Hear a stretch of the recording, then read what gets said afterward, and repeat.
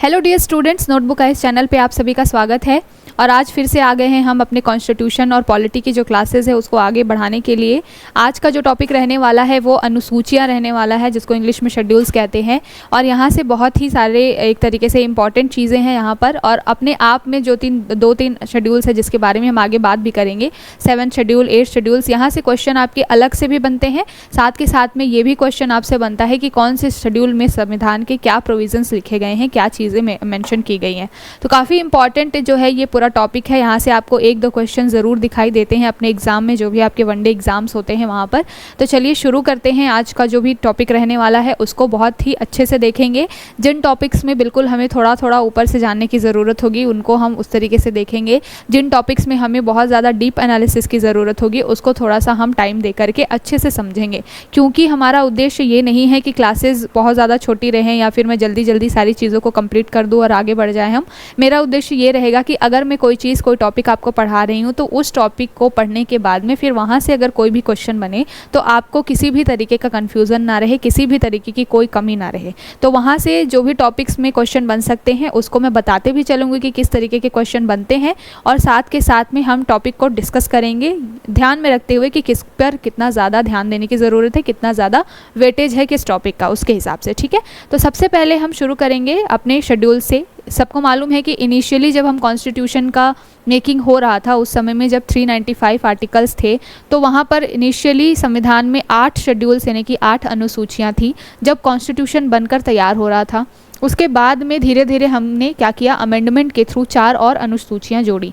तो वर्तमान में अगर आपसे कोई पूछे कि एट प्रेजेंट संविधान में कितनी अनुसूचियाँ या फिर शेड्यूल्स हैं, तो आप बताएंगे कि 12 अनुसूचियाँ अभी वर्तमान में है, जिसमें इनिशियली 8 अनुसूचियाँ जो है कॉन्स्टिट्यूशन बनने के समय थी और उसके बाद 4 अनुसूचियाँ हमने समय समय पर क्या किया, अमेंडमेंट के थ्रू जोड़ा। तो सारे टॉपिक्स के ऊपर मैं अभी बात करने वाली हूँ, एक एक करके सारे टॉपिक को एड्रेस करेंगे। कौन सी अनुसूची में किस चीज़ के बारे में मेंशन है इसको भी देखेंगे, क्योंकि कई बारी मैच द फॉलोइंग में आपसे यहाँ से क्वेश्चन बनता है।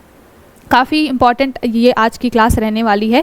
कोशिश करेंगे कि क्लास बहुत ज़्यादा लेंदी भी ना हो, और कोशिश ये भी करेंगे कि इसके चक्कर में कि क्लास छोटी बने, इस चक्कर में हम कोई भी इंपॉर्टेंट टॉपिक को स्किप ना करें। जितना ज़्यादा हमें उस पर रिसर्च करने की ज़रूरत है, बात करने की ज़रूरत है, तो उसको देखते हुए चलेंगे। जिसको भी स्पीड का थोड़ा इशू होगा वो कम ज़्यादा करके अपना मैनेज कर लेगा।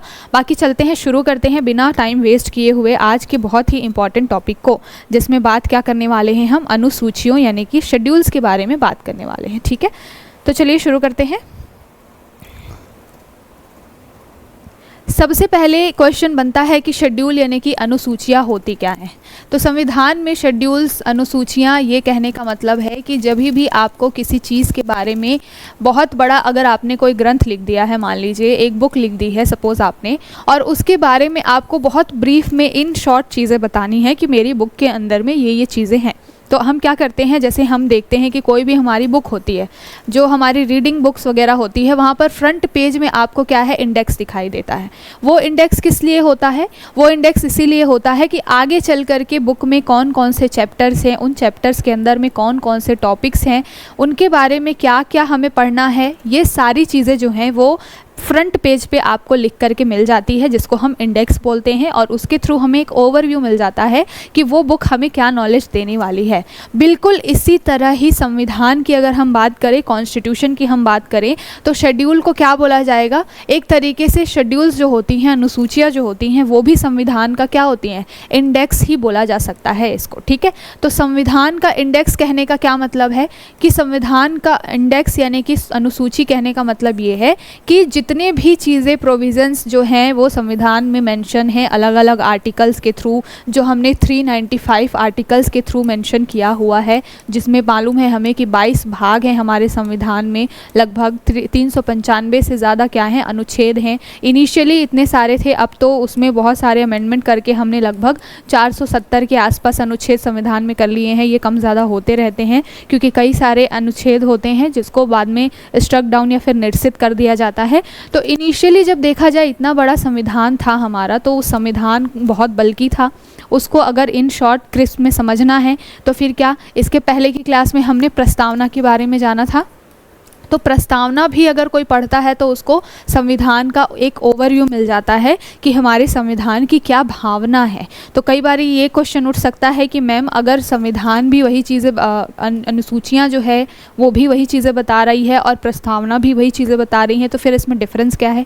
देखिए, प्रस्तावना कहने का, प्रियम्बल कहने का मतलब है प्रियम्बल में क्या क्या चीज़ें मेंशन है कि हम भारत के लोग भारत को इतनी स्वतंत्रता, न्याय, ये सारी चीज़ें दिलाने का काम करेंगे, तो वो संविधान की भावना को बताता है। प्रस्तावना और अनुसूचियों में अंतर ये है कि प्रस्तावना जो है वो संविधान की भावना बताता है कि हमारे संविधान में हमारी जनता को क्या क्या चीज़ें दी गई हैं। हमारी संविधान की मूल भावना क्या है कि हमारी जनता जो है उसको सामाजिक आर्थिक न्याय मिले, उसको बोलने की स्वतंत्रता हो, अभिव्यक्ति की, धर्म उपासना की स्वतंत्रता रहे, जो भी वो चीज़ें करे आपस में उनके बीच में क्या रहे, एक तरीके से बंधुत्व का भाव रहे, समाज में एकता अखंडता बना करके वो चलें। तो प्रस्तावना जो है वो भी संविधान का ओवरव्यू देता है, लेकिन संविधान की भावना को बताता है प्रस्तावना। लेकिन अगर बात की जाए शेड्यूल यानी कि अनुसूचियों की, तो वो क्या बताता है कि संविधान में कौन से अध्याय में किन किन चीज़ों के बारे में हमने मेंशन किया हुआ है। तो बेसिकली एक अनुसूची क्या होती है, संविधान का आप इंडेक्स मान लीजिए, जिसमें आगे चल कर के संविधान में किन किन भाग में क्या क्या चीज़ें मेंशन की गई हैं, इसके बारे में एक आपको रूपरेखा, एक ओवरव्यू थोड़ा सा आपको मिलता है। ठीक है, तो आई होप आपको समझ में आ गया होगा कि शेड्यूल क्या होता है। अब यहाँ पर हम देखते हैं कि मैंने जैसे बताया कि इनिशियली अगर आपसे क्वेश्चन पूछा जाए कि प्रारंभ में जब संविधान बन रहा था, जब कॉन्स्टिट्यूशन की मेकिंग हो रही थी, तब कितनी अनुसूचियां थी, तो 8 अनुसूचियां यानी कि 8 शेड्यूल जो थे वो क्या थे, इनिशियली थे हमारे संविधान में। ठीक है, लेकिन समय समय पर जैसे जैसे हमको ज़रूरत लगी तो हमने क्या किया, उसमें बढ़ोतरी करते चले गए और वर्तमान में 12 अनुसूचियां जो है वो संविधान के अंदर में विद्यमान है। ठीक है, तो अभी जो हम देखते हैं कि शेड्यूल्स कितने हैं हमारे कॉन्स्टिट्यूशन में, तो 12 शेड्यूल्स मिलेंगे, बट इनिशियली कितने शेड्यूल्स थे, तो 8 शेड्यूल्स जो थे वो इनिशियली हमारे कॉन्स्टिट्यूशन में थे। कौन कौन सी वो 4 अनुसूचियां हैं, शेड्यूल्स हैं जो कि जोड़ी हैं हमने, तो यहाँ से भी आपके क्वेश्चन बन सकता है। सबसे पहले अगर बोला जाए कि 9वीं अनुसूची, 8वीं के बाद में 9वीं यानी कि 9th शेड्यूल जो हमने जोड़ा, उसमें हमने क्या बात की, उसमें हमने बात की भूमि सुधार से संबंधित, साथ के साथ में क्या बात की, भूमि सुधार संबंधों से लेकर के साथ के साथ में हमने कुछ ऐसे प्रावधान संविधान के अंदर जोड़े जिसमें क्या है कि डिसीज़न लेने का काम और अधिकार जो है वो पार्लियामेंट का होगा, और इसमें किसी भी न्यायालय का, सुप्रीम कोर्ट या हाई कोर्ट का जो है एक तरीके से इंटरफेयर नहीं होगा, हस्तक्षेप नहीं होगा। तो 9th शेड्यूल में जो टॉपिक्स जुड़ जाते हैं, एक तो ज़मीन वगैरह से रिलेटेड चीज़ें थी इसमें, साथ के साथ में आगे चल के इसमें और भी सारे प्रोविज़न्स जोड़े गए। बेसिकली इसको बोला जाता है विधि मान्यीकरण। विधि मान्यीकरण का मतलब क्या है कि कोई भी कानून अगर पार्लियामेंट बनाता है तो फिर उसको किस तरीके से लेकर के चलना है, वो कितना लीगल है, कितना इलीगल है, ये सारी चीज़ों को ध्यान में रखने का काम पार्लियामेंट का होगा। तो 9वीं अनुसूची में जो भी टॉपिक्स जुड़ जाते हैं उसको बोला जाता है कि यहाँ पर जो है न्यायपालिका की एक तरीके से समीक्षा करने की जो शक्ति है वो चली जाती है। ठीक है, तो ये जो है 9th शेड्यूल हमने कब बनाया, सबसे पहला संविधान संशोधन किया हमने कब, 1951 में। तो 1951 में हमने जो है पहला संविधान संशोधन किया, और ये पहला संविधान संशोधन यानी कि जो फर्स्ट कॉन्स्टिट्यूशनल अमेंडमेंट है, ये करके हमने क्या किया, 9वीं अनुसूची को संविधान के अंदर में जोड़ा।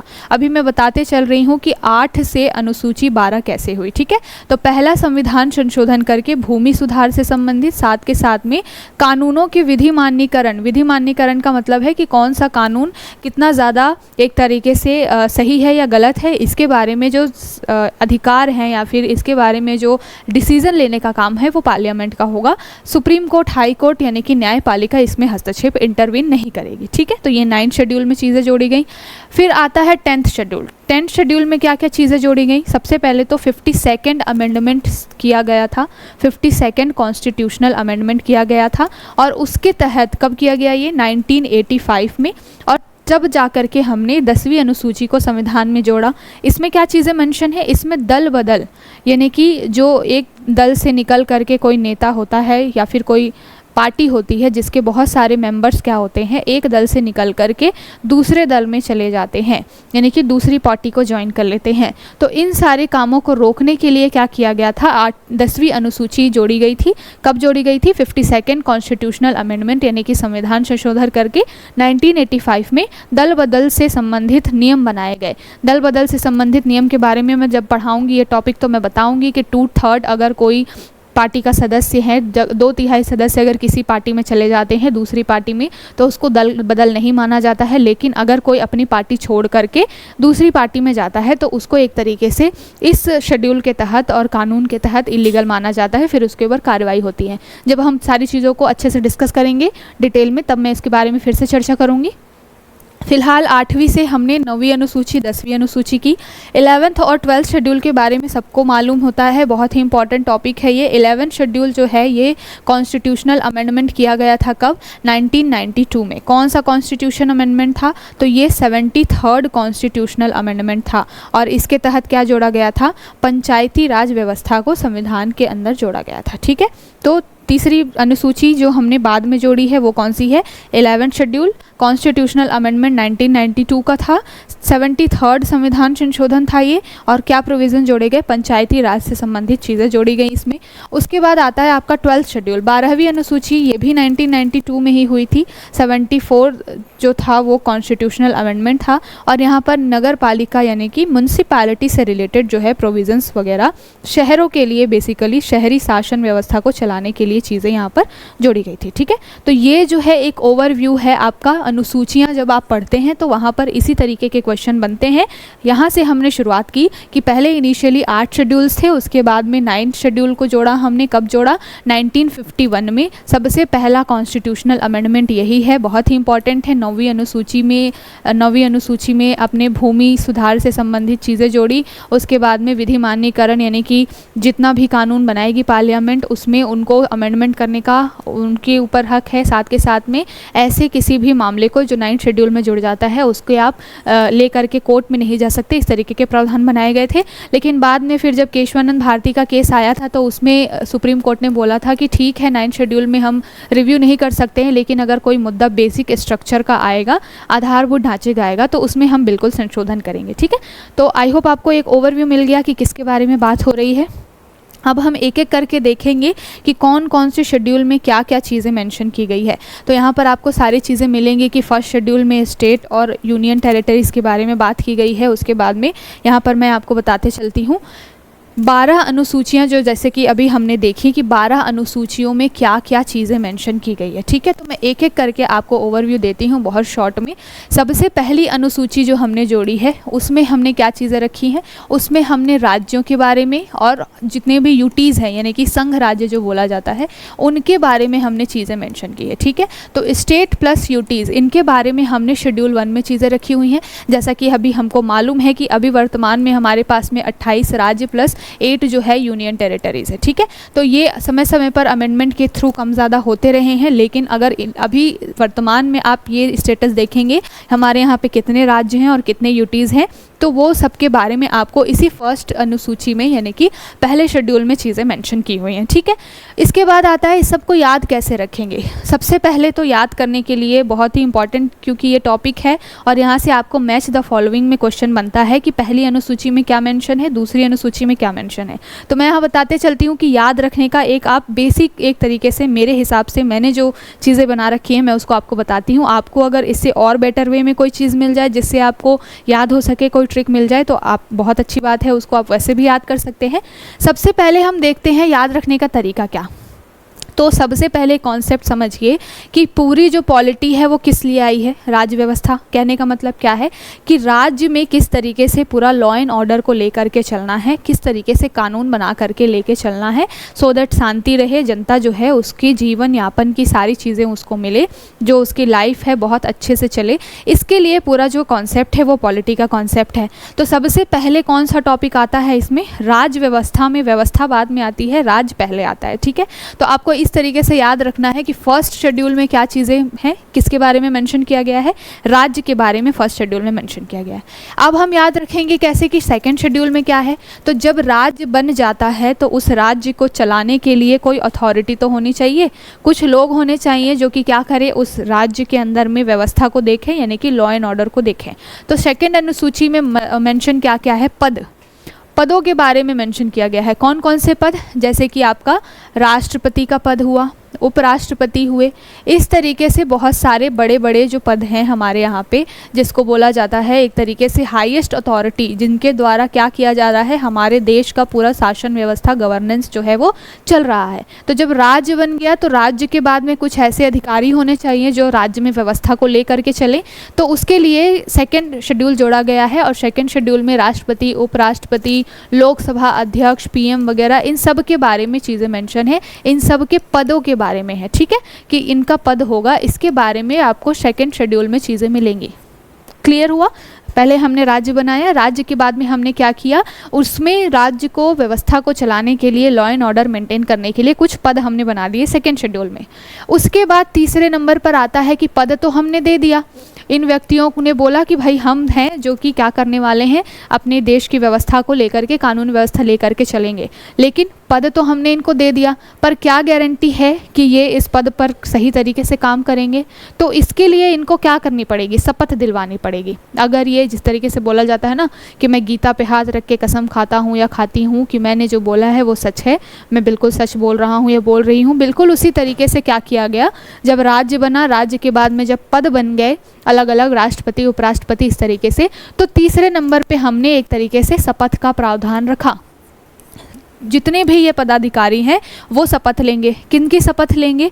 कई ऐसे होते हैं जो संविधान की शपथ लेते हैं, कई जो होते हैं वो पद की शपथ लेते हैं, ठीक है। तो ये बहुत एक अलग टॉपिक है, वैसे यहाँ से बहुत ज़्यादा क्वेश्चन नहीं बनता है। इनिशियली कुछ स्टार्टिंग में जो बहुत बड़े बड़े पद होते हैं उनके लिए बनता है कि वो संविधान की शपथ लेते हैं। संविधान की शपथ लेने का मतलब क्या है कि संविधान की शपथ में यही होता है कि मैं जो हूँ वो क्या करूँगा, संविधान को फॉलो करते हुए उसका एक तरीके से एकता, अखंडता, अक्षुण्णता बनाए रखने के लिए, यानी कि संविधान को प्रोटेक्ट करने के लिए काम करूंगा, ठीक है। तो वो अलग कॉन्सेप्ट है, फिलहाल हम शेड्यूल के बारे में बात कर रहे हैं। तो यहाँ पर चीज़ें हमने देखी कि फर्स्ट शेड्यूल में आपको राज्य के बारे में मिलेगा, राज्य और यूटीज के बारे में। सेकंड शेड्यूल में आपको पदों के बारे में चर्चा मिलेगी। दूसरे शेड्यूल में आपको मिलेगा शपथ, ठीक है। अब आते हैं कि जब शपथ ले लिया गया, बड़े बड़े अथॉरिटी के लोग यहाँ पर बैठ गए, तो समझ में आया कि देखो यहाँ पर राष्ट्रपति, उपराष्ट्रपति, ये सारे जो लोग हैं वो लोकसभा के लिए बने। ऐसा लगा कि बड़े बड़े लोग जो हैं वो लोकसभा में अंदर जाके बैठ रहे हैं।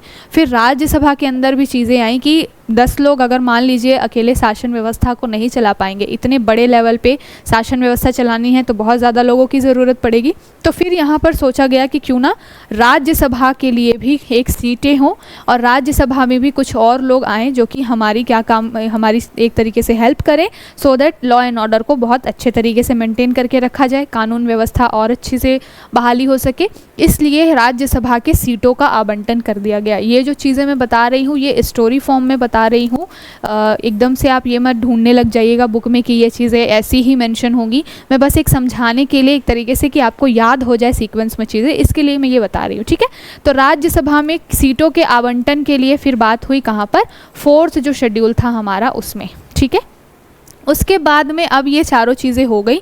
चारों चीज़ों में हमने क्या देखा, पहले हमने राज्य बना दिया, उसके बाद हमने पद दे दिए, उनके बाद वो लोगों को, उन व्यक्तियों को हमने शपथ दिला दी। फिर हमें लगा कि और ज़्यादा लोगों की ज़रूरत है तो हमने क्या किया, राज्यसभा में सीटों का आवंटन कर दिया।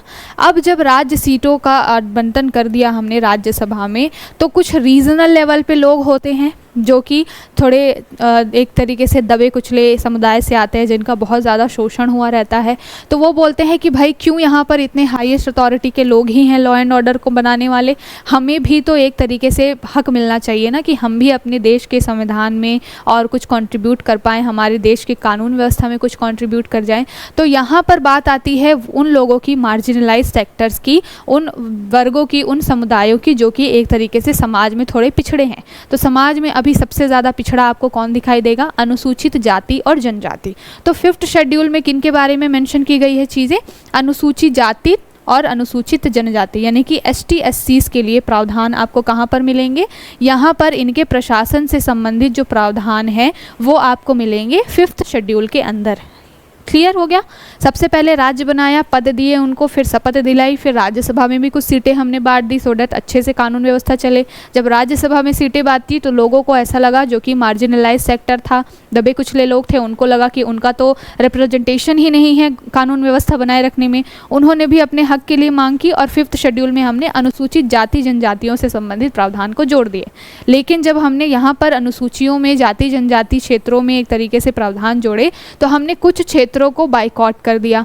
वो पहाड़ी एरिया के क्षेत्र थे, हमारी नज़र में नहीं आया, या फिर हमें ऐसा लगा कि अभी तो ये बहुत ज़्यादा पिछड़े हुए हैं, ये क्या कंट्रीब्यूट कर पाएंगे, तो हमने उन क्षेत्रों को छोड़ करके, कुछ 4 क्षेत्रों को छोड़ करके 5th शेड्यूल में अनुसूचित जाति जनजाति के लिए प्रावधान कर दिए। लेकिन जब उन लोगों को पता चला कि भाई हमारे जैसे ही लोग तो 5th शेड्यूल में हैं, फिर हमें क्यों नहीं दी गई हैं ये सारी व्यवस्थाएं, हमें क्यों नहीं कानून व्यवस्था बनाने के लिए अधिकार दिए गए हैं, तब वहाँ पर कॉन्सेप्ट आया 6th शेड्यूल का। 6th शेड्यूल में कौन कौन से लोग थे, ये क्षेत्र वो क्षेत्र जहाँ पर अनुसूचित जाति जनजातियों के लिए प्रावधान नहीं किया गया था, ऐसे क्षेत्रों को, ऐसी जगहों को, ऐसे स्टेट्स को यहाँ पर 6th शेड्यूल में शामिल किया गया। तो कौन कौन है यहाँ पर? यहाँ पर आपको मिलेगा असम, दूसरा होगा मेघालय, तीसरा होगा त्रिपुरा और चौथा होगा मिज़ोरम। ठीक है, तो ये जो 4 क्षेत्र थे इनके बारे में हमने कहाँ पर जोड़ दिया, 6th शेड्यूल में जोड़ दिया। इनिशियली जब 5th शेड्यूल में हमने अनुसूचित जाति जनजाति के लिए चीज़ें जोड़ी थी तो वहाँ पर हमने मेंशन नहीं किया हुआ था, इस वजह से हमने ऐसे लोगों को जो कि असम, मेघालय, त्रिपुरा वाले क्षेत्रों में आते थे, मिज़ोरम वाले क्षेत्रों में आते थे, उनके लिए प्रोविजंस हमने 6th शेड्यूल में बना दिया। ठीक है, लेकिन इसको याद कैसे रखना है, इसको याद रखिएगा। यहाँ पर आप देखेंगे तो आपको दिखाई देगा AMTM, AMTM यानी कि या फिर आप समझ लीजिए ATM या फिर AMTM। तो ऐसे समझ लीजिए याद करने के लिए कि इसमें मणि नहीं है, मणिपुर कहीं दिख रहा है आपको, नहीं दिख रहा है। तो 6th शेड्यूल में केवल और केवल 4 क्षेत्रों के बारे में चीज़ें मेंशन है, वो कौन कौन से हैं, असम, मेघालय, त्रिपुरा और मिज़ोरम। ठीक है, अब जब 6 अनुसूचियों के बारे में हमने सारी बातें की तो अब आते हैं किस पर, 7th शेड्यूल के ऊपर। यहाँ पर हमने देख लिया कि पहले राज्य बन गए, उनके लिए हमने पद दे दिए कि राज्यों को एक तरीके से लॉ एंड ऑर्डर मेंटेन करने के लिए कुछ पोस्ट होंगी, ये पद पर बैठे हुए लोग होंगे जो कि लॉ एंड ऑर्डर देखेंगे। फिर वहाँ पर उन लोगों को हमने शपथ दिलवाई कि भैया वो सही से काम करें। उसके बाद में हमने सोचा कि इतने लोग कम पड़ेंगे तो हमने क्या किया, राज्यसभा में भी सीटों का आवंटन कर दिया, यानी कि 4th शेड्यूल में हमने राज्यसभा के बारे में चीज़ें दे दी। उसके बाद में जब राज्यसभा में हमने चीज़ें मेंशन की तो फिर जो एक तरीके से मार्जिनलाइज सेक्टर था, जो ST/SC कम्युनिटी के लोग थे, वो आ गए प्रदर्शन करने कि भाई हमको क्यों नहीं लॉ एंड ऑर्डर बनाने में, हमको क्यों नहीं शामिल किया गया। तो 5th शेड्यूल में उनके लिए चीज़ें बनी। उसके बाद 6th शेड्यूल में ऐसे क्षेत्र जो छूट गए थे इसकी वजह से, जो कि थोड़े पिछड़े थे, पहाड़ी एरियाज़ थे जो छूट चुके थे, उनको हमने 6th शेड्यूल में शामिल किया। उसमें कौन कौन है, केवल 4 ही स्टेट्स हैं, असम, मेघालय, त्रिपुरा और मिज़ोरम। तो 6th शेड्यूल में आपको याद रखना है कि AMTM में मणि नहीं है, यानी कि ATM में मणि नहीं है, या फिर AMTM कोई ज्वेलरी का नाम है जिसमें मणि नहीं है, मणि जो एक तरीके से यूज़ होती है ज्वेलरीज वगैरह बनाने में। तो इस तरीके से किसी भी तरीके से आप इसको याद कर सकते हैं कि 6th शेड्यूल में केवल असम, मेघालय, त्रिपुरा और मिज़ोरम के बारे में चीज़ें मेंशन है। अब आते हैं 7th शेड्यूल में। 7th शेड्यूल में क्या है, तो यहाँ पर हमने देखा कि जब हमने इतने सारे पोस्ट वगैरह बना दिए तो अब यहाँ पर चीज़ आई, एक कन्फ्यूज़न क्रिएट हुआ कि भैया कौन काम कौन करेगा। बहुत सारे लोग हैं, सेम सारी चीज़ें, जिम्मेदारी इनको दी गई हैं, सारी जिम्मेदारियां हैं कि इनको लॉ एंड ऑर्डर बनाना है, कानून बनाना है, व्यवस्था बनाए रखनी है, लेकिन किस व्यक्ति का, किस पोस्ट का क्या एक तरीके से काम होगा, ये कौन डिसाइड करेगा। तो इसके लिए हमने क्या किया, 7th शेड्यूल में हमने 3 लिस्ट बनाई। 3 लिस्ट कौन कौन सी बनाई, एक तो बनाई हमने स्टेट लिस्ट यानी कि राज्य सूची, दूसरी हमने बनाई सेंट्रल लिस्ट, सेंट्रल लिस्ट यानी कि क्या, केंद्र सूची। ठीक है, साथ के साथ में तीसरी हमने कौन सी सूची बना दी, एक बना दी हमने कॉन्करेंट लिस्ट। कॉन्करेंट लिस्ट में हमने क्या कर दिया, यानी कि इसको कहते हैं हिंदी में समवर्ती सूची। तो यहाँ पर हमने ये 3 लिस्ट बना दिए और सभी लोगों के काम को बांट दिया कि कोई किसी के भी टेरिटरी में आकर के भैया इंटरफेयर नहीं करेगा। जो स्टेट का मुद्दा है वो क्या है, स्टेट लिस्ट में आएगा और उसको केवल और केवल राज्य देखेगी। जो मुद्दा सेंट्रल लेवल पे केंद्र सरकार को देखने का है उसको क्या करेगी, केंद्र सरकार देखेगी सेंट्रल लिस्ट के अंदर हरकत, और जिन टॉपिक्स के ऊपर में दोनों को कानून बनाने की ज़रूरत है उसको समवर्ती सूची यानी कि कॉन्करेंट लिस्ट में डाल दिया गया। कुछ ऐसे मुद्दे होते हैं जिनके ऊपर में दोनों ही कानून बनाते हैं, या फिर कभी कभी स्टेट और सेंट्रल के बीच में क्या होता है, कॉन्फ्लिक्ट इशू आ जाता है। तो इसको दूर करने के लिए समवर्ती सूची बना दी गई कि ऐसे कुछ टॉपिक्स होंगे जिसमें भैया राज्य भी कानून बना सकती है, केंद्र भी कानून बना सकती है। तो ये 3 लिस्ट किस में जोड़ दिए गए, 7 शेड्यूल में जोड़ दिए गए। ठीक है, यहाँ तक क्लियर है सारी चीज़ें। इसी सीक्वेंस में याद करने की कोशिश करिएगा तो आपको आई होप अच्छे से पूरे शेड्यूल्स याद हो जाएंगे। बहुत ही इंपॉर्टेंट है, यहाँ से आपको क्वेश्चन आता है, मैच करने के लिए आता है कि फर्स्ट शेड्यूल में क्या चीज़ें मेंशन है, सेकंड शेड्यूल में क्या मेंशन है, थर्ड शेड्यूल में क्या मेंशन है। ठीक है, तो यहाँ पर जो भी चीज़ें हम डिस्कस कर रहे हैं वो शेड्यूल्स के बारे में ही डिस्कस कर रहे हैं। कॉन्स्टिट्यूशन के जो 12 शेड्यूल हैं उनके बारे में हम डिस्कस कर रहे हैं। ठीक है, अब यहाँ तक बात हो गई कि सारा हमने कानून बना लिया, हमने राज्य बना लिया, पद दे दिए, शपथ करवा दी, सारे ही राज्यसभा को भी देख लिया, अनुसूचित जातियों को देख लिया, असम मेघालय वगैरह को भी देख लिया, और हमने लिस्ट भी बांट दी। अब मुद्दा आया कि जो लॉ एंड ऑर्डर बनेगा वो किस भाषा में बनेगा, क्योंकि अलग अलग रीजन के लोग यहाँ पर रिप्रेजेंट कर रहे हैं। तो कौन सी भाषा होनी चाहिए, इसके लिए कौन सा शेड्यूल जुड़ा, 8 शेड्यूल। 8 शेड्यूल में हमने क्या किया कि हमने इनिशियली 14 भाषाएं जोड़ दी कि भैया जो इतने अलग अलग जगह से इतने सारे लोग आ रहे हैं जिनके ऊपर में एक ही काम है कानून व्यवस्था बनाए रखने का, लॉ एंड ऑर्डर बनाने का, कानून बनाने का, तो ये लोग क्या करेंगे, अपनी अपनी भाषाओं में क्या करेंगे, एक तरीके से काम करने के लिए इंडिपेंडेंट हैं। तो इनिशियली संविधान में 8वीं अनुसूची जोड़ी गई थी और वहाँ पर 14 भाषाएं शामिल थी। इसको बाद में अभी हम देखेंगे अमेंडमेंट करके। अभी एट प्रेजेंट 22 जो लैंग्वेजेस हैं वो इस 8 शेड्यूल के अंदर हैं। तो हम देखेंगे कौन कौन से कॉन्स्टिट्यूशनल अमेंडमेंट हुए और फिर यहाँ पर चीज़ें जोड़ी गई। ठीक है, तो यहाँ पर सबसे पहले इनिशियली जब कॉन्स्टिट्यूशन बना था तब ये सारे जो शेड्यूल्स थे वो संविधान में थे। यहाँ पर शेड्यूल 1 से लेकर शेड्यूल 8 तक मैंने सारी चीज़ों को आपको बताया कि किस में क्या क्या प्रोविज़न है। फिर मैंने 9th शेड्यूल में आपको बताया भूमि सुधार से रिलेटेड, साथ के साथ में किससे रिलेटेड, जो कि आपका विधि मान्यीकरण है। विधि मान्यीकरण करने का मतलब है कि कौन सा कानून सही है या गलत है, इसको मानने की, इसको डिसाइड करने की जो पूरी अथॉरिटी है वो संसद के पास होगी और यहाँ पर जुडिशियल रिव्यू नहीं होगा। इसको लेकर के चीज़ें 9th शेड्यूल में मेंशन की गई। कब हुआ था ये, तो 1951 में कॉन्स्टिट्यूशनल अमेंडमेंट किया गया था। पहला कॉन्स्टिट्यूशन अमेंडमेंट था ये, फर्स्ट कॉन्स्टिट्यूशनल अमेंडमेंट एक्ट। ठीक है, उसके बाद 10th शेड्यूल में हमने बात की कि क्या जोड़ा गया था, ये 1985 में हुआ था। 10th शेड्यूल में 52वां संविधान संशोधन किया गया, यानी कि 52nd कॉन्स्टिट्यूशनल अमेंडमेंट। यहाँ पर हमने दल बदल से जो रिलेटेड हैं चीज़ें जोड़ी कि कोई व्यक्ति अगर अपनी पार्टी छोड़ करके किसी दूसरी पार्टी में जाता है तो फिर उसको क्या करना होगा, एक तरीके से उसको सजा दी जाएगी। ठीक है, उसके बाद 11th शेड्यूल के बारे में हमने बात की। ये कब जोड़ा गया, 1992 में। कौन सा कॉन्स्टिट्यूशनल अमेंडमेंट था, 73rd कॉन्स्टिट्यूशनल अमेंडमेंट था। यहाँ पर हमने पंचायती राज के बारे में सारे प्रावधान जो हैं या फिर प्रोविजंस जो हैं वो मेंशन किए हमने किसमें, 11th शेड्यूल में। ठीक है, उसके बाद बात करें अगर 12th शेड्यूल की, तो जब हमने पंचायतों के लेवल पे यानी कि गांव के लेवल पे चीज़ें देख ली, तो अब हमें शहरों के लेवल पे भी चीज़ें देखने की ज़रूरत है। तो 1992 में ही हमने क्या किया, 74th कॉन्स्टिट्यूशनल अमेंडमेंट किया और फिर हमने नगर पालिका यानी कि म्यूनसिपालिटी के लिए क्या किए, प्रावधान जो है, प्रोविजन जो है वो अपने 12th शेड्यूल के अंदर जोड़े। ठीक है, तो ये पूरी जो है वो हमारी अनुसूचियाँ हैं, शेड्यूल्स हैं जो कि कॉन्स्टिट्यूशन में मेंशन है। Article 1 to schedule 1 to schedule 8 जो है वो इनिशियली जब संविधान बना था तब थे, बाकी के 4 जो हैं वो अमेंडमेंट कर करके बाद में जोड़े गए। ठीक है, तो आई होप यहाँ तक आपको सारी चीज़ें क्लियर होंगी। अब एक एक करके जो मैंने बताया है उसको हम क्या कर लेंगे, एक बार ओवरव्यू ले लेंगे, एक रिवीजन ले लेंगे। उसके बाद में आगे जाने के बाद में आपको 7th schedule, 8th schedule, 9th, 10th सारे शेड्यूल के बारे में बताऊँगी, क्योंकि यहाँ से आपके अलग तरीके के क्वेश्चन बनते हैं। ठीक है, तो सबसे पहले हमने बात की कि पहली अनुसूची में क्या क्या चीज़ें हैं। तो पहली सूची में आपको दिखाई दे रहा है, यहाँ पर आपको दिख रहा है कि पहली अनुसूची में क्या मेंशन है, राज्य और संघ राज्य क्षेत्र यानी कि यूटीज के बारे में चीज़ें मेंशन की गई हैं। उसके बाद आप दूसरी अनुसूची में देखेंगे, यहाँ पर आपको लोकसभा अध्यक्ष, उपाध्यक्ष, राज्यसभा सभापति वगैरह के बारे में चीज़ें दिख रही हैं। यहाँ पर राष्ट्रपति, उपराष्ट्रपति, राज्यपाल, इन सब के पदों के बारे में, वेतन भत्तों के बारे में सारी चीज़ें मेंशन की गई हैं। यहाँ पर हाई कोर्ट और जो सुप्रीम कोर्ट है उनके जज के बारे में मेंशन है। और यहाँ पर CAG जो है यानी कि कंट्रोलर एंड ऑडिटर जनरल जो होता है उसके बारे में चीज़ें मेंशन है, ठीक है। तो आर्टिकल जो शेड्यूल 2 है वो बेसिकली पदों के बारे में और उनके वेतन भत्ते, उनको क्या अलाउंसेस मिलेंगे, इसके बारे में चीज़ें मेंशन करता है, ठीक है। तो आपने शेड्यूल 1 देख लिया, शेड्यूल 2 देख लिया।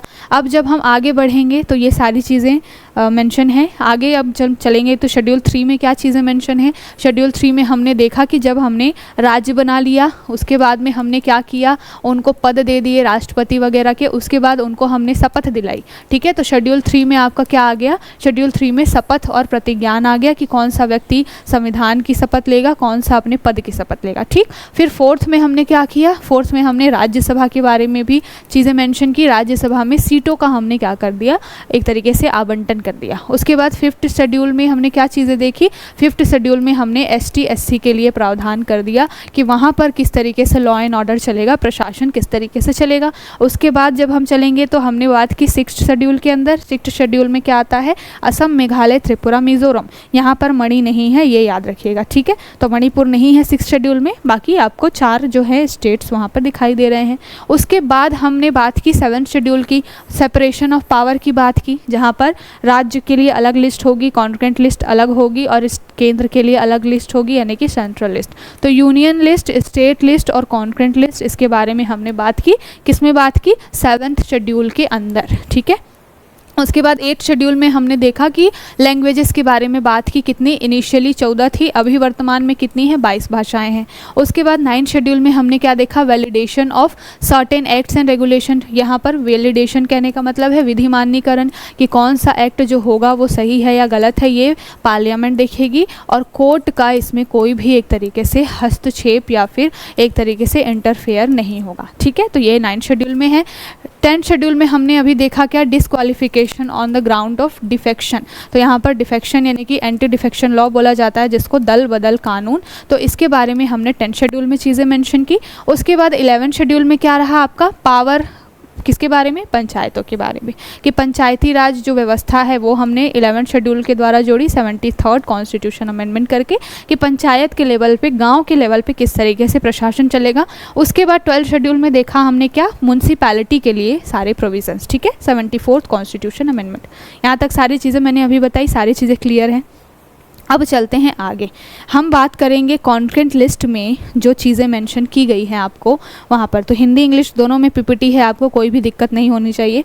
बात कर लेते हैं कॉन्करेंट लिस्ट की। तो जब हम बात करते हैं कॉन्करेंट लिस्ट यानी कि 7वीं अनुसूची या फिर 60वीं जो शेड्यूल है उसके बारे में, तो कॉन्करेंट लिस्ट में 3 चीज़ें मैंने बताई। जो 7वीं अनुसूची है उसमें मैंने 3 चीज़ें बताई। एक तो मैंने बता दिया आपको स्टेट लिस्ट, उसके बाद मैंने बता दिया आपको सेंट्रल लिस्ट, और उसके बाद मैंने बताया आपको कॉन्करेंट लिस्ट, ठीक है। तो कॉन्करेंट लिस्ट में क्या, समवर्ती यानी कि दोनों चीज़ें मेंशन करके चलेंगे, जहां पर इस लिस्ट में जो भी प्रोविजंस होंगे, जो भी कानून होंगे, उस टॉपिक्स पे राज्य भी अपना कानून बना सकती है और केंद्र भी अपना कानून बना सकते हैं, ठीक है। तो यहाँ से आपके लिए क्वेश्चन बनता है कि इनिशियली कितने सब्जेक्ट्स थे और कौन कौन से सब्जेक्ट्स अभी अगर देखा जाए तो स्टेट लिस्ट के अंदर आता है, कौन से सब्जेक्ट जो हैं वो कॉन्करेंट लिस्ट के अंतर्गत आते हैं, ठीक है। तो अगर आप यहाँ पर देखोगे तो दिखाई देगा आपको कि बहुत सारे लिस्ट हैं। लगभग आपको कॉन्करेंट लिस्ट में अगर आप देखोगे तो आपको 47 थे, जो कि बाद में चल करके 52 हो गए। अगर आप सेंट्रल लिस्ट की बात करोगे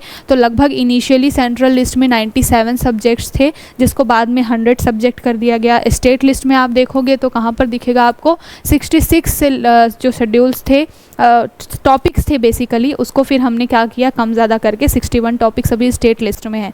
तो अगर हम देखें इतने बड़े नंबर पे सारी चीज़ों को, तो इसको याद करना एक तरीके से पॉसिबल नहीं है। यहाँ पर एक चीज़ हम देख लेते हैं कि किस तरीके से हमें कौन कौन से, यहाँ पर अगर क्वेश्चन बने कि आपके सेंट्रल लिस्ट में कितने सब्जेक्ट हैं, तो इनिशियली अगर बोला जाए सेंट्रल लिस्ट में कितने सब्जेक्ट थे, तो इनिशियली 97 सब्जेक्ट्स थे, ठीक है। अभी वर्तमान में अगर पूछा जाए कि कितने हैं, तो एट प्रेजेंट आपको दिखाई देगा, एट प्रेजेंट जो सेंट्रल लिस्ट है उसमें आपको 100 जो है सब्जेक्ट्स या फिर 100 जो टॉपिक्स हैं वो दिखाई देंगे आपको, किसमें, केंद्र सूची यानी कि सेंट्रल लिस्ट में। बात कर लीजिए आप अगर स्टेट लिस्ट की, तो स्टेट लिस्ट में आपको कितने सब्जेक्ट दिखाई देंगे। इनिशियली स्टेट लिस्ट में 66 सब्जेक्ट्स थे, 66 को अब क्या कर दिया गया है, कम करके कुछ ऐसे टॉपिक्स है जिसको कॉन्करेंट लिस्ट में डाल दिया गया है। इस वजह से जो स्टेट लिस्ट है उनके जो सब्जेक्ट्स हैं वो थोड़े कम हो गए हैं। तो 61 सब्जेक्ट या टॉपिक्स जो हैं अभी फ़िलहाल आपको स्टेट लिस्ट के अंदर दिखाई देंगे। ठीक है, ये बात हो गई। उसके बाद अगर आप बात कर लीजिए कॉन्करेंट लिस्ट की, कॉन्करेंट लिस्ट यानी कि क्या होता है, ये समवर्ती सूची, जिसके ऊपर में केंद्र और राज्य दोनों ही कानून बना सकते हैं। तो इसमें स्टार्टिंग में इनिशियली 42 सब्जेक्ट्स थे, लेकिन अब ये बढ़ कर के कितने हो गए हैं, 52। तो यहाँ से जो है 66 से जो हमने 61 किया है, तो वहाँ से हमने सब्जेक्ट्स जो है वो कॉन्करेंट लिस्ट में ला करके डाल दिए हैं।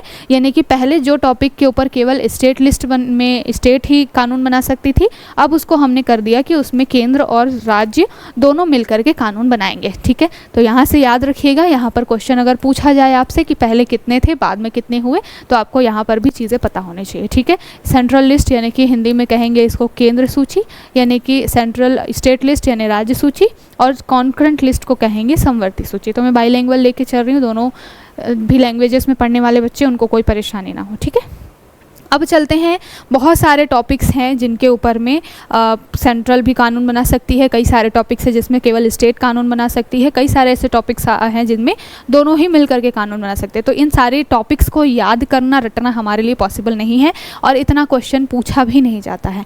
आपसे कुछ चुनिंदा जो हैं टॉपिक्स जो बहुत ही ज़्यादा इंपॉर्टेंट होते हैं उससे क्वेश्चन बनते हैं। ठीक है, तो हम पहले देख लेते हैं कि आपकी केंद्र सूची में यानी कि सेंट्रल लिस्ट में कौन कौन से टॉपिक हैं। तो अगर आप बात कर लीजिए कि सेंट्रल लिस्ट में कौन कौन से टॉपिक्स हैं, तो सेंट्रल लिस्ट में आपको सबसे इम्पॉर्टेंट बेसिकली केंद्र सूची में कौन कौन से टॉपिक्स होंगे, अगर आप खुद ही सोचिए, ऐसे टॉपिक्स जिनमें बहुत ही ज़्यादा एक तरीके से कठोर नियम बनाने की, रेगुलेशन की ज़रूरत है, बहुत ध्यान देने की ज़रूरत है, सिक्योरिटी का कोई मुद्दा आ गया है, या फिर बहुत बड़े बड़े जैसे कि मान लीजिए आपका रेलवे वगैरह चलता है, तो रेल ट्रांसपोर्टेशन कितना बड़ा है अपने आप में, तो उसको एक तरीके से अगर बात की जाए कि केवल राज्यों के ऊपर दायित्व छोड़ दिया जाएगा तो फिर उसको कहीं ना कहीं मैनेज करना मुश्किल हो जाएगा।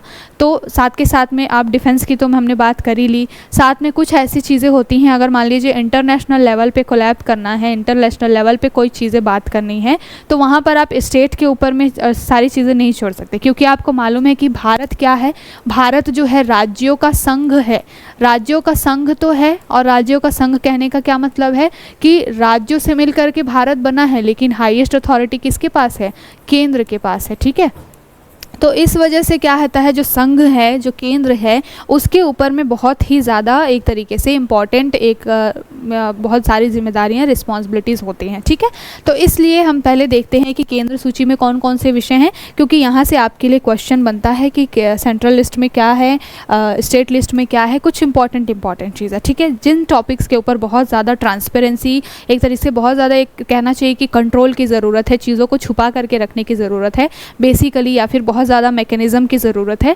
उन टॉपिक्स को क्या कर दिया जाता है, केंद्र की सूची यानी कि सेंट्रल लिस्ट में रखा जाता है। स्टेट लिस्ट में मेजरली जो टॉपिक्स होंगे वो कैसे होंगे, स्टेट जो है, राज्य जो है वो जनता के लिए है, और अलग अलग स्टेट्स में वहाँ की जनता के लिए कानून बनाने का अधिकार जो है, एक तरीके से जिम्मेदारी जो है उस राज्य सरकार की है।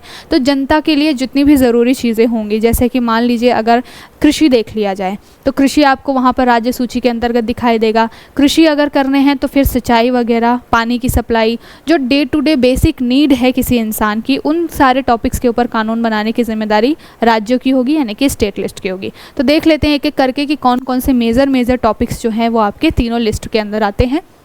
सबसे पहले अगर बात की जा रही है हमारी सेंट्रल लिस्ट की, तो यहाँ पर सबसे इम्पॉर्टेंट है रक्षा यानी कि डिफेंस का टॉपिक है, वो केंद्र सूची में आएगा। उसके बाद मुद्रा और सिक्के, यानी कि जो करेंसी वगैरह छापना है, ये भी जो है किसके अंदर में आता है, केंद्र सरकार के अंदर। राज्यों को तो अब दे नहीं सकते, फिर राज्य क्या करेगी, अलग अलग राज्य अपनी अपनी ज़रूरतों के हिसाब से मनमाने तरीके से अगर करेंसी को छाप देंगे तो क्या हो जाएगा, अगर मार्केट में करेंसी बहुत ज़्यादा हो जाएगी, तो इकोनॉमी में आपने पढ़ा है कि करेंसी बहुत ज़्यादा भी नहीं होनी चाहिए, बहुत कम भी नहीं होना चाहिए, अदरवाइज़ क्या होगा, बाकी करेंसीज़ की तुलना में आपकी करेंसी वो क्या होने लगेगी, कमज़ोर होने लगेगी, और फिर इन्फ्लेशन एक हाईएस्ट रेट पे पहुंच जाएगा, है ना। तो इसलिए जो इम्पॉर्टेंट टॉपिक है वो सेंट्रल लिस्ट में होते हैं। जल्दी से क्विक मैं लेकर के चलती हूँ, इन सारे टॉपिक्स को आपको बार बार पढ़ना पड़ेगा, तब जाके आपको याद हो पाएगा कि सेंट्रल लिस्ट में कौन से टॉपिक्स है, स्टेट लिस्ट में कौन से टॉपिक। ठीक है, तो सबसे पहले रक्षा, फिर आता है आपका करेंसी, उसके बाद आपको देखना है परमाणु ऊर्जा, यानी कि जो आपका बात कर लीजिए आप न्यूक्लियर एनर्जी से रिलेटेड, वो आपका आएगा सेंट्रल लिस्ट के अंदर। साथ के साथ में अगर आप बात कर लीजिए किसके बारे में, जो आपका रेलवे है, रेलवे भी आपका किसके अंतर्गत आएगा, केंद्र के अंतर्गत आएगा। साथ के साथ अगर आप बात कर लीजिए नेविगेशन एंड शिपिंग की, जो कि आपका पोर्ट से रिलेटेड है, वो समुद्री मार्ग जो है, वो सारी चीज़ें आपकी किसके अंतर्गत आएंगी, केंद्र सरकार के अंदर और केंद्र लिस्ट के, सेंट्रल लिस्ट के अंदर आएंगी। अगर आपको बात करनी है इंटर स्टेट ट्रेड करने की, अंतर्राज्यीय व्यापार और वाणिज्य की, स्टेट के अंदर अगर ट्रेड हो रहा है तो वो तो स्टेट लिस्ट के अंदर आएगा, लेकिन एक स्टेट से अगर दूसरे स्टेट में ट्रेड हो रहा है तो उसको देखने का काम किसका होगा, सेंट्रल का, यानी कि केंद्र का होगा। साथ के साथ में इंश्योरेंस वगैरह से रिलेटेड चीज़ें भी सेंट्रल लिस्ट में होती हैं। सबसे इंपॉर्टेंट है जनगणना, सेंसस कंडक्ट कराने का काम किसका होता है, ये भी आपके सेंट्रल लिस्ट यानी कि केंद्र सूची के अंतर्गत आता है। अभी हम 2021 के लिए जो है वो जनगणना करा रहे हैं। इस साल जाति जनगणना हुई है कई सारे जगहों पर, जैसे कि बिहार वगैरह में जो सर्वेक्षण हुआ है, जाति सर्वेक्षण, तो इस वजह से जो है ये टॉपिक बहुत इंपॉर्टेंट है। ठीक है, तो जो सर्वे हुआ है, कास्ट बेस्ड सर्वे जो हुआ है, इस वजह से ये जो है सेंसस वाला, जनगणना वाला टॉपिक बहुत इंपॉर्टेंट है। तो ध्यान रखिएगा कि ये किस लिस्ट में आता है, सेंट्रल लिस्ट में, यानी कि केंद्र सूची में आता है। उसके बाद बात कर लीजिए उच्च शिक्षा संस्थानों के बारे में, जितने भी हमारे यहाँ पर हाईएस्ट एक तरीके से इंस्टीट्यूट्स आपको एजुकेशनल इंस्टीट्यूट देखेंगे, वो भी आपको सेंट्रल लिस्ट में देखेंगे। विदेशी मामले अगर हैं, फॉरेन अफेयर्स जितने भी हैं, वो आपको केंद्र देखते हुए नजर आएगी। युद्ध हो गई है अगर किसी देश के साथ, या फिर पीस बना करके रखना है, शांति बना करके रखनी है, वो भी काम केंद्र का है। राष्ट्रीय संसाधन यानी कि जो एक तरीके से नेशनल जितने भी रिसोर्सेज होते हैं, उन सबको देखने का, रेगुलेट करने का काम किसका होगा, सेंट्रल लिस्ट का होगा। साथ के साथ में यहाँ पर पोस्ट की बात की जाए, जो पोस्ट ऑफिस वाला चीज़ें होती हैं, तो पोस्ट जो है वो भी किसके अंतर्गत आता है, केंद्र सूची के अंतर्गत आता है। उसके बाद आप विदेशी व्यापार देख लीजिए, अगर हम एक्सटर्नल अफेयर्स को देख रहे हैं तो उसमें जो ट्रेड होगा वो भी देखने का काम सेंट्रल का ही होगा। साथ के साथ में बैंकिंग व्यवस्था, सबको मालूम है कि 1969 में बैंकों का क्या कर दिया गया था, विलय कर दिया गया था। तो ये सारे जो हैं चीज़ें कहाँ पर आपको दिखेंगी, केंद्र सूची में। उसके बाद जो है राष्ट्रीय राजमार्ग, नेशनल जो हाईवेज आपको दिखाई देते हैं, वो भी एक तरीके से किसके अंतर्गत आते हैं, केंद्र सरकार के अंतर्गत आते हैं। और सबसे इंपॉर्टेंट चीज़ है इलेक्शन कंडक्ट कराना, तो इलेक्शन भी कंडक्ट कराने का काम किसका होता है, केंद्र सरकार का। केवल एक इलेक्शन है जो कि पंचायत का है, वो जो है वो राज्य सरकार कराती है, उसके लिए अलग से राज्य चुनाव आयोग बनता है। बाकी अगर आप देखेंगे कि पूरे देश में राष्ट्रपति, उपराष्ट्रपति, लोकसभा, राज्यसभा, इसके इलेक्शन कराने हैं तो कौन कराता है, इलेक्शन कमीशन कराता है, जिसको आर्टिकल 324 के तहत पावर मिली हुई है कॉन्स्टिट्यूशन में। और ये जो है किसके अंतर्गत आता है, केंद्र सरकार के अंतर्गत आता है। ठीक है, ये बात की हमने किसके बारे में, सेंट्रल लिस्ट के बारे में। अब अगर हम देखें स्टेट लिस्ट के बारे में, तो स्टेट लिस्ट में कौन कौन सी चीज़ें आती हैं, तो मैंने बताया कि एक स्टेट लिस्ट के अंतर्गत बेसिक चीज़ें तो पहले याद रख लीजिए, जैसे कि कृषि हो गया, जैसे कि आपका हेल्थ हो गया, जैसे कि आपका एक तरीके से बोला जाए कि मतलब सिंचाई वगैरह है, अगर कृषि आ रही है तो सिंचाई वगैरह है, वाटर सप्लाई है, तो ये सारी चीज़ें आएंगी। साथ के साथ में लॉ एंड ऑर्डर मेंटेन करने का भी काम किसका होता है, स्टेट का होता है। स्टेट की परिभाषा ही क्या मानी जाती है, अगर कोई स्टेट है उसको राज्य कब माना जाएगा, राज्य का दर्जा कब दिया जाएगा। जैसे आपने बहुत देखा होगा कि दिल्ली जो है, दिल्ली अभी फ़िलहाल यूनियन टेरिटरी है, तो उसको अरविंद केजरीवाल राज्य का दर्जा देने की मांग कर रहे हैं। क्यों राज्य का दर्जा देने की मांग कर रहे हैं, क्योंकि राज्य जहाँ पर होता है उसमें 2-3 चीज़ें होती हैं। पहले तो उसकी एक सॉवरेन जो है पूरा लैंड होता है। सॉवरेन लैंड होने का मतलब क्या है कि एक तरीके से संप्रभु ज़मीन होती है, एक एरिया होता है, एक तरीके से एक सीमा होती है, जहाँ पर बोला जाता है कि ये पूरा रीजन या ये पूरी सीमा जो है ये इस राज्य की है। ठीक है, तो बॉर्डर जो है वो डिफाइंड होता है किसी राज्य का। दूसरी बात होती है लॉ एंड ऑर्डर मेंटेन करने का जो पूरा जिम्मेदारी है, वो अगर राज्य के अंदर है तो बोला जाएगा कि भाई ये राज्य है। यानी कि पुलिस व्यवस्था अगर किसी राज्य की पुलिस व्यवस्था उस स्टेट गवर्नमेंट के अंदर है तो फिर बोला जाएगा कि ये एक तरीके से पूर्ण राज्य है या फिर सॉवरेन स्टेट है। अभी यूटी के पास में पुलिस व्यवस्था नहीं है, दिल्ली के पास में, केजरीवाल के पास में पुलिस व्यवस्था नहीं है, यहाँ पर सेंट्रल पुलिस जो है वो काम करती है। इस वजह से जो है केजरीवाल बोलते हैं कि लॉ एंड ऑर्डर हमारे हाथ में है ही नहीं, तो हमें एक पूर्ण राज्य का दर्जा मिल जाए, सो दैट जो पुलिस है वो भी हमारे कंट्रोल में आ जाए। ठीक है, तो इस तरीके से ये पूरा राज्य का कॉन्सेप्ट होता है। तो स्टेट लिस्ट के अंतर्गत कौन कौन सी चीज़ें आएंगी, पहला तो पब्लिक ऑर्डर आएगा। दूसरा जेल व्यवस्था, जेल जो है वो भी स्टेट लिस्ट के अंतर्गत आता है। पुलिस जो है वो भी स्टेट लिस्ट के अंतर्गत आती है। स्टेट कोर्ट जो होते हैं आपके, हाई कोर्ट और उसके आगे नीचे जो सबऑर्डिनेट कोर्ट्स वगैरह होते हैं वो भी आपके किसके अंतर्गत आएंगे, स्टेट के अंदर। लोकल गवर्नमेंट, पंचायत वगैरह से रिलेटेड जो चीज़ें हैं वो भी आपका स्टेट लिस्ट के अंतर्गत आएगा। दूसरी बात है कि हॉस्पिटल, ये भी आपका किसके अंतर्गत आएगा, स्टेट के अंदर। आगे चलेंगे लीकर यानी कि शराब वगैरह जो चीज़ें हैं वो भी स्टेट लिस्ट के अंतर्गत आती हैं, इसीलिए इस पर जीएसटी नहीं लगा हुआ है, आपको ये भी मालूम है, क्योंकि ये स्टेट लिस्ट के अंतर्गत आती हैं और रेवेन्यू का बहुत बड़ा सोर्स होती हैं, तो ये भी आपके राज्य सूची में ही आएगा। ठीक है, उसके बाद में आप देख लीजिए एनिमल हस्बेंड्री, पशुओं से रिलेटेड जितने भी कानून बनाने हैं, देख रेख करनी है गवर्नमेंट का, स्टेट गवर्नमेंट का। इरिगेशन और ड्रेन, जो भी आपका सिंचाई वगैरह से रिलेटेड जो चीज़ें हैं वो भी आपके स्टेट लिस्ट के अंतर्गत आएंगी। रोड पैसेंजर टैक्स, जो रोड बनती हैं वहाँ पर, नेशनल हाईवे तो केंद्र सरकार के अंतर्गत आता है, लेकिन राज्यों के अंदर जो रोड्स निकल के जाती हैं उनका टैक्स कलेक्शन का जिम्मेदारी स्टेट के ऊपर होता है, वो भी स्टेट लिस्ट में। रजिस्ट्रेशन टैक्स वगैरह से रिलेटेड चीज़ें, ये भी आपके किसके अंतर्गत आएगी, स्टेट लिस्ट के अंतर्गत। बात करिए पब्लिक हेल्थ और सैनिटेशन की, यानी कि स्वास्थ्य और स्वच्छता की, तो ये भी आपका स्टेट लिस्ट के अंदर आएगा। दूसरी बात, पिलग्रिम्स विद इन इंडिया, अगर इंडिया के अंदर ही कोई है ऐसे लोग, शरणार्थी जो कि एक जगह से दूसरी जगह पे जाना चाहते हैं, जो तीर्थ यात्रा वगैरह होती है, उसको मैनेज करने का काम किसका होता है, राज्य सरकार का। आपने न्यूज़ में देखा होगा या सुना भी होगा कि उत्तराखंड में कभी रिसेंट में बहुत सारे तीर्थालु या फिर तीर्थयात्री जाते हैं, तो वहाँ पर क्या होता है कि कई सारे स्टेट्स के लोग गए होते हैं वहाँ पे, तो कभी लैंडस्लाइड की वजह से या किसी भी वजह से क्या होता है, लैंडफॉल हो जाता है या लैंडस्लाइड हो जाता है, उसकी वजह से बहुत सारी जानें चली जाती है। तो स्टेट फिर वहाँ पर क्या करता है, एक तरीके से लॉ एंड ऑर्डर बनाए रखने का और फिर कंपनसेशन देने का काम करता है। तो पिलग्रिम्स वगैरह की जो व्यवस्था होती है विद इन इंडिया, वो देखने का काम किसका होता है, स्टेट्स का। लेकिन अगर मानसरोवर की यात्रा किसी को करने जानी है, जो कि इंटर इंडिया चला जाता है, मतलब कि इंटरनेशनल काम हो गया, वो आपको दिखाई देगा कि कैलाश पर्वत, जो कि चाइना के अंदर कहीं ना कहीं तिब्बत के अंदर आती है चीज़ें, तो वहाँ पर अगर यात्रा करने जाना है तो फिर उसको देखने का काम सेंटर का होगा। तो इंडिया के अंदर अगर कोई एक जगह से दूसरी जगह तीर्थ यात्रा करने जा रहा है, तो उसको जो है जिस राज्य में यात्रा होती है वहाँ की गवर्नमेंट देखने का काम करती है। ठीक है, उसके बाद एग्रीकल्चर, मैंने बताया जिस तरीके से कृषि जो है वो भी आपके स्टेट लिस्ट के अंदर आएगी। दूसरी बात, वाटर सप्लाई, अगर कृषि अंदर आ रही है तो जल की आपूर्ति भी जो है वो कहाँ पर आएगी, स्टेट लिस्ट के अंदर ही आएगी। फिशरीज़ जो है, मछली पालन, मत्स्य पालन, ये सारी चीज़ें आपकी किसके अंदर आएगी, स्टेट लिस्ट के अंदर आएगी। और माल कर जो होता है, गुड्स टैक्स जो होता है, ये भी जो है वो स्टेट लिस्ट के अंतर्गत आता है।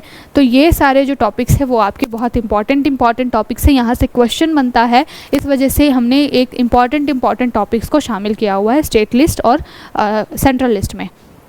आगे अगर आप देखोगे, ये सारे हिंदी में वही सारी चीज़ें हैं जो अभी हमने बात की स्टेट लिस्ट के बारे में। आगे आप देखोगे कॉन्करेंट लिस्ट में कौन कौन सी चीज़ें आती हैं। कॉन्करेंट लिस्ट क्या होता है, जिसको हिंदी में कहते हैं समवर्ती सूची, जहाँ पर दोनों ही केंद्र और राज्य दोनों मिल करके क्या कर सकते हैं, कानून बना सकते हैं।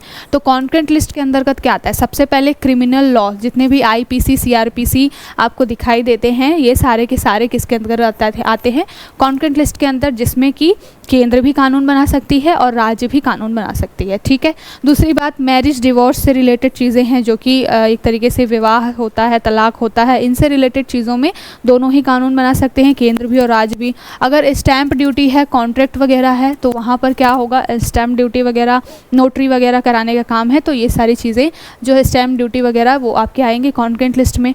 दूसरी बात है जस्टिस, एविडेंस एंड ओथ, तो न्याय देखने का काम तो भाई कोई भी कर सकता है ना, वो राज्य के भी अंदर आ सकता है, वो केंद्र के भी अंतर्गत आ सकता है। तो जस्टिस, एविडेंस यानी साक्ष्य वगैरह से रिलेटेड जो चीज़ें हैं उस पर भी केंद्र और राज्य दोनों कानून बना सकते हैं। कंटेम्प्ट ऑफ कोर्ट, यानी कि केंद्र जो कोर्ट की अवमानना अगर हो जाए तो उसके लिए भी दोनों ही कानून बना सकते हैं। सबसे इम्पॉर्टेंट चीज़ एजुकेशन, शिक्षा के ऊपर में कोई बाउंडेशन नहीं होगा कि केवल राज्य ही कानून बनाएगा या केवल केंद्र ही। शिक्षा जो थी पहले स्टेट लिस्ट के अंतर्गत आती थी, लेकिन बाद में उसको क्या कर दिया गया, कॉन्करेंट लिस्ट के अंतर्गत डाल दिया गया। मतलब कि दोनों ही केंद्र और राज्य दोनों ही कानून बना सकते हैं। जो न्यू एजुकेशन पॉलिसी के तहत सेंटर ने कानून बनाया था तब ये मुद्दा उठा था, लेकिन बाद में शिक्षा को क्या कर दिया गया, कॉन्करेंट लिस्ट के अंतर्गत शामिल कर दिया गया। ठीक। फैमिली प्लानिंग यानी कि परिवार नियोजन, जनसंख्या को नियंत्रित करने का काम जो है वो केवल केंद्र का नहीं हो सकता या फिर केवल राज्य का भी नहीं हो सकता। दोनों को ही अपने अपने लेवल पे क्या करने की ज़रूरत होती है, काम करने की ज़रूरत होती है।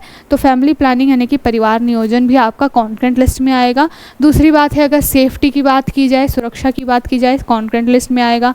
Transfer of property other than agriculture, तो यहाँ पर कृषि भूमि को छोड़ करके अगर कोई और प्रॉपर्टी है उसमें जो है दोनों ही कानून बना सकते हैं, स्टेट भी और आपका सेंट्रल भी। ठीक है, तो इसको ध्यान रखिएगा। बैंक करप्ट हो जाए, अगर बैंकिंग से रिलेटेड, दिवालापन से रिलेटेड कोई मामला है तो वहाँ पर भी दोनों ही बना सकते हैं। सिविल प्रोसीजर्स होते हैं जो कि एक तरीके से, सिविल का मतलब क्या होता है, दीवानी मामले जितने भी होते हैं, क्रिमिनल्स को छोड़ करके बाकी जो एक तरीके से ज़मीन जायदाद से रिलेटेड कोई भी मुद्दा होता है तो उसमें भी दोनों कानून बना सकते हैं।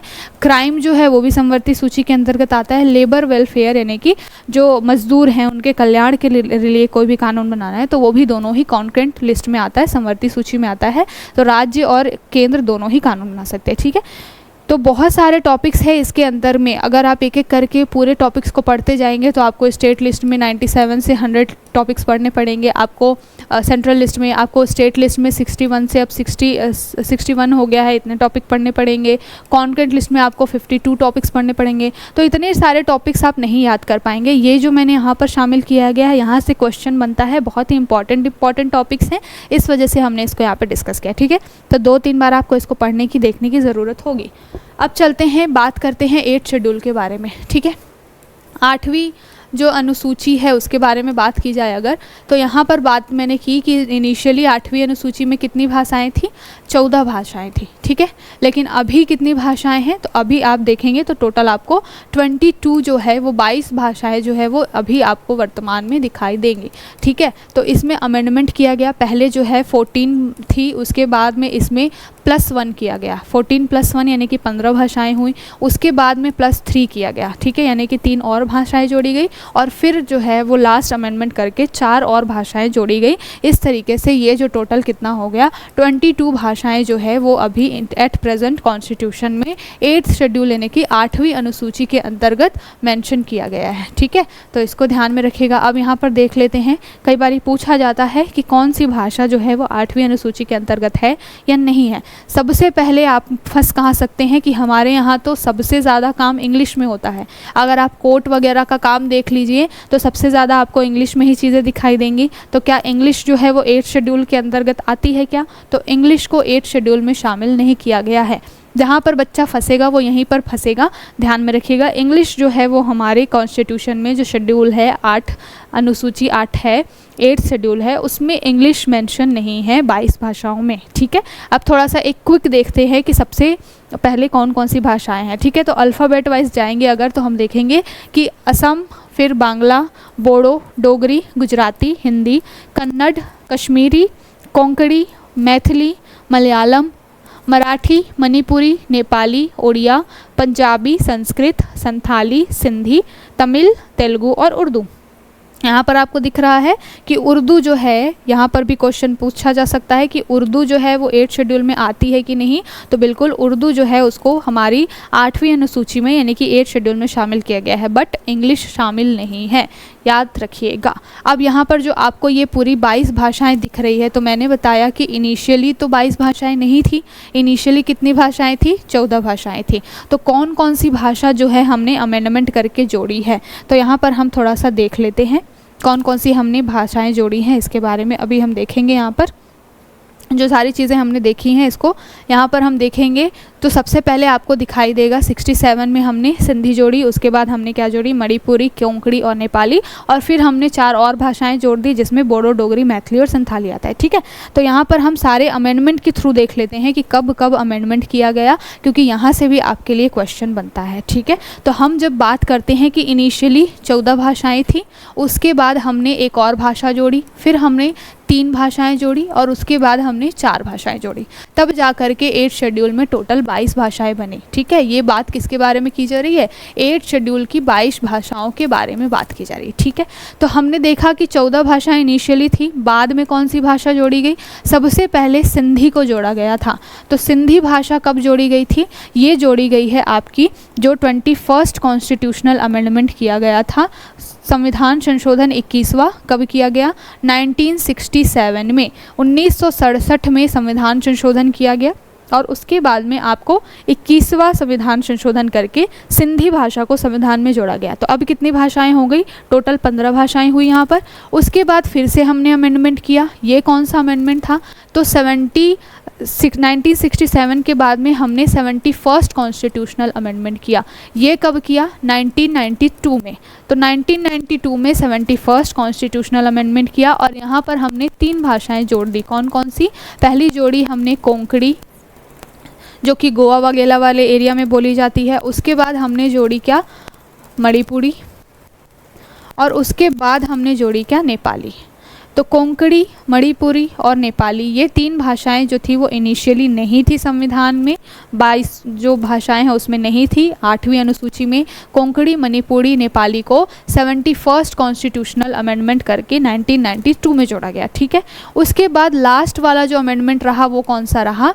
वो रहा आपका एक तरीके से 92nd कॉन्स्टिट्यूशनल अमेंडमेंट। ठीक है, अभी मैं बताऊंगी इसको याद कैसे करना है, कि कैसे पता चलेगा कि 21st अमेंडमेंट फिर 71, 92 याद कैसे करना है, कन्फ्यूजन हो सकता है। तो अभी मैं बताऊंगी उसको याद करने का तरीका। तो 92nd जो कॉन्स्टिट्यूशनल अमेंडमेंट किया गया था, ये किया गया था 2003 में और यहाँ पर आपको 4 भाषाएँ जोड़ी गई। कौन कौन सी? बोडो, डोगरी, मैथिली और संथाली।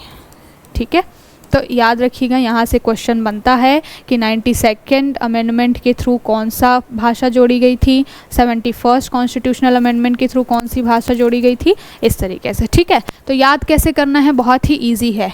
21, 71, 92, अगर आप इस 1 और इस 1 को जोड़ेंगे तो आपको दिखाई देगा, इन दोनों को अगर आप ऐड करते हैं तो 92 आता है। ठीक है, यानी कि बस आपको ये ध्यान में रखना है कि 70 और 20 को जोड़ देना है, 90 होगा +2, यानी कि हमने 3 बारी अमेंडमेंट किया है। सबसे लास्ट वाला अमेंडमेंट कौन सा किया है? 92nd amendment. अगर आपको ये याद रह जाता है कि 92nd अमेंडमेंट किया है तो हम याद कर लेंगे कि 70 और 20 का कॉन्सेप्ट था। सबसे पहला अमेंडमेंट 21वां किया गया था, कम था, सबसे पहले हो गया था। उसके बाद 71st किया गया, इन दोनों को जोड़ोगे आएगा 92nd। तीसरा लास्ट अमेंडमेंट जो है वो भाषा के मामले में हमने 92nd किया था। ठीक है, इस तरीके से थोड़ा बहुत लिंक करके जैसा भी आपको लगे इस तरीके से आप याद कर सकते हैं। ठीक है, इसको ध्यान में रखिएगा। 8 शेड्यूल में जो 22 भाषाएं हैं, इनिशियली 14 थी, बाद में 22 हुई हैं, इसको याद रखिएगा। और कब कब कौन से अमेंडमेंट के थ्रू कौन कौन सी भाषाएं जोड़ी गई हैं, इनको भी याद रखिएगा, क्योंकि यहाँ से आपके लिए क्वेश्चन बन जाता है। ठीक है, चलते हैं अब आगे। ये सारी चीज़ों के बारे में मैंने अभी बताया। यहाँ पर जो भी सारी चीज़ें 1967 वगैरह, 21st कॉन्स्टिट्यूशन अमेंडमेंट, हम रिपीट नहीं करेंगे इसको। चलते हैं आगे, देखते हैं कि जो ये 22 भाषाएं आपको दिख रही हैं उसमें से कई ऐसी भाषाएं हैं जो कि क्या है, इनको बोला जाता है शास्त्रीय यानी कि क्लासिकल भाषाएं या फिर क्लासिकल लैंग्वेज। क्लासिकल लैंग्वेज क्या? संस्कृति के हिसाब से कई ऐसी लैंग्वेजेस है जिनका कल्चरल जो इम्पोर्टेंस है वो बहुत ज़्यादा है। पुराने समय से जब हम बात करते हैं वैदिक एज की, या फिर हम जब बात करते हैं जिस एरा में हमारे रामायण महाभारत जैसे ग्रंथ लिखे जा रहे थे, तो इन सारे जो शास्त्रीय लैंग्वेजेस हैं, क्लासिकल लैंग्वेजेस हैं, इनकी हिस्ट्री बहुत पुरानी है, लगभग 1000 साल से भी ऊपर। तो इस वजह से इन सारी लैंग्वेजेस को क्या किया गया है? क्लासिकल लैंग्वेज का दर्जा दिया गया है।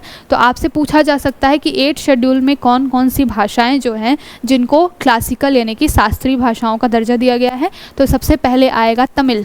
तमिल को शास्त्रीय भाषा का दर्जा 2004 में मिला है। उसके बाद आएगा संस्कृत, इसको तमिल भाषा का क्लासिकल लैंग्वेज का यानी कि शास्त्रीय भाषा का दर्जा मिला है 2005 में। कन्नड़ 2008 में, तेलुगु भी 2008 में, फिर मलयालम 2013 में और ओडिया जो है वो 2014 में। तो इस तरीके से याद रखिएगा कि कुछ जो 22 भाषाएं हैं उसमें से 6 भाषाएं हैं जिनको क्लासिकल लैंग्वेजेस या शास्त्रीय जो भाषाएं हैं वो बोला जाता है। कौन कौन सी हैं? एक तो आपका है कौन कौन? तमिल, दूसरा है आपका संस्कृत, तीसरा है तमिल है तो फिर तेलुगु भी होगा, तो तीसरा आपको तेलुगु भी दिखाई देगा। उसके बाद आप देखेंगे अगर तो आपको दिखाई देगा कन्नड़, दूसरा आपको उसके बाद दिखाई देगा मलयालम या फिर मलयाली, और फिर आपको दिखाई देगा क्या, उड़िया। ठीक है, तो ये जो हैं 6 भाषाएं जिसको क्लासिकल भाषा यानी कि शास्त्रीय भाषा का दर्जा दिया गया है। ठीक है, याद रखिएगा इसको। कब कब दिया है बहुत ज़्यादा इंपॉर्टेंट नहीं है, पर कभी पूछ ले तो तमिल सबसे पहले जोड़ा गया था क्लासिकल लैंग्वेज के रूप में, उसके बाद संस्कृत का नंबर, फिर कन्नड़ आता है, तेलुगु आता है, मलयालम, देन लास्ट में ओडिशा। तो ये 6 क्लासिकल लैंग्वेजेस हैं। तो यहाँ से आपके लिए क्वेश्चन बनता है, इसको हमने डिस्कस कर लिया। तो 7 शेड्यूल 8 शेड्यूल सारे हमने अच्छे से डिस्कस किए। उसके बाद में हमने 9 शेड्यूल के बारे में मैंने बता ही दिया है। 9 शेड्यूल में क्या क्या चीज़ें मेंशन है, तो 9 शेड्यूल में आपको भूमि सुधार और जो विधि मान्यकरण से यानी कि एक तरीके से अप्रूवल क्या है, लॉ जो है वो कौन बनाएगा, किस तरीके से। फिर मैंने 10th शेड्यूल बता दिया आपको, जो है डिटेंशन से या डिफेक्शन, एंटी डिफेक्शन लॉ जिसको बोला जाता है, दल बदल वाला, वो सारी चीज़ें हुई हैं। तो इसको बस याद रखिएगा, इनका कब कब इनको जोड़ा गया। ठीक है, 9th शेड्यूल 1951 फर्स्ट कॉन्स्टिट्यूशन, बार बार इसलिए बोल रही हूँ ताकि आपको क्लास ख़त्म होने तक ये सारी चीज़ें याद हो जाए। 10th schedule 52nd constitution amendment 1985। उसके बाद में 11th और 12th तो पता ही है आपको। पंचायती राज में टोटल 19 सब्जेक्ट हैं। ठीक है, कब किया गया है, 73rd कॉन्स्टिट्यूशनल अमेंडमेंट करके। ये भी क्वेश्चन पूछा जाता है कि पंचायती राज के अंतर्गत कितने सब्जेक्ट आते हैं, 29 सब्जेक्ट। म्यूनसिपालिटी के अंदर जो नगर पालिका से रिलेटेड है तो यहाँ पर आपको लगभग 18 सब्जेक्ट्स दिखाई देंगे। ये कब किया गया था, 74th कॉन्स्टिट्यूशनल अमेंडमेंट था। ये भी दोनों एक ही साथ किए गए थे 1992 में, और दोनों जो है एक्ट तो 1992 में बना था, बट एक तरीके से इम्प्लीमेंटेशन जो है वो 1993 में हुआ था। ठीक है, तो ये जितने भी हमारे शेड्यूल्स थे उसको काफ़ी अच्छे से हमने डिस्कस किया है। जितने टॉपिक से आपके लिए क्वेश्चन बन सकते थे उसको हमने देखा। ठीक है, तो आई होप कोई भी कन्फ्यूज़न आपको नहीं रहा होगा। जितने भी टॉपिक्स थे उसको बहुत अच्छे से हमने देखा। शेड्यूल जो था बहुत इंपॉर्टेंट टॉपिक है, यहाँ से 1-2 क्वेश्चन आपको ज़रूर से ज़रूर मिलेगा। इस वजह से हमने जितने भी टॉपिक्स को डिटेल में देखने की ज़रूरत थी उसको देखा है। मैंने कोशिश की है कि क्लास जो है ख़त्म होने तक आपको चीज़ें याद हो जाएँ, इसलिए मैंने कोशिश की है कि जहाँ भी मैं कोई लिंक के थ्रू आपको बता सकती थी, ट्रिक के थ्रू बता सकती थी, मैंने उसको बताया है। आपको जहाँ से भी कोई अच्छा ट्रिक मिल जाता है तो आप उसके थ्रू भी इनको याद कर सकते हैं, क्योंकि यहाँ से डायरेक्टली क्वेश्चन आपको मिलेंगे ही मिलेंगे। वनडे एग्जाम्स में 1-2 क्वेश्चन इस टॉपिक से ज़रूर मिलते हैं। बहुत ही इंपॉर्टेंट टॉपिक है। अगली जो हमारी क्लास होगी उसमें हम जो संविधान की 22 भाग है, जो 22 पार्ट्स हैं कॉन्स्टिट्यूशन के, उसके बारे में डिस्कस करेंगे, और 395 आर्टिकल्स के बारे में देखेंगे। वो भी बहुत इंपॉर्टेंट टॉपिक है। वहाँ से भी आपके लिए क्वेश्चन बनता है कि कौन से भाग में संविधान के किस पार्ट में किन चीज़ों के बारे में बात की गई है, क्या चीज़ें मेंशन की गई है। ठीक है, तो आई होप आपको आज का सेशन अच्छा लगा होगा। जितना भी टॉपिक था उसको बिल्कुल टू द पॉइंट हमने डिस्कस करने की कोशिश की है, बिना इधर उधर की बात किए हुए। थोड़ा सा स्पीड का जिसको भी इशू हो वो थोड़ा कम ज़्यादा करके देख सकता है। मेरा उद्देश्य बेसिकली यही होता है कि कोई भी टॉपिक बहुत अच्छे से आपको समझ में आ जाए, कहीं पे कोई कन्फ्यूज़न ना रहे। मैं क्लास छोटी करने के लिए बहुत ज़्यादा उसको भगा के आपको पढ़ाऊँगी, बहुत ओवर स्पीडिंग में पढ़ाऊँगी, तो आपके दिमाग में चीज़ें घुसेंगी नहीं, तो फिर वो चीज़ें करने का कोई मतलब नहीं है। तो आराम से चीज़ों को समझते हुए पढ़ना, क्योंकि हमारा जो मेन टारगेट क्या है, कोई भी टॉपिक है उसको अच्छे तरीके से रेडी करना हमारा टॉपिक है। उसके लिए थोड़ा टाइम अगर लग भी जाता है तो कोई बात नहीं है। आई होप कि जो भी आज का सेशन था बहुत अच्छा रहा होगा। जितना भी अच्छा बेस्ट से बेस्ट हो सकता था मैंने देने की कोशिश की है। नेक्स्ट क्लास में फिर मिलेंगे, तब तक के लिए पढ़ाई करते रहिए, अपना ध्यान रखिए। शुक्रिया, bye bye and take care.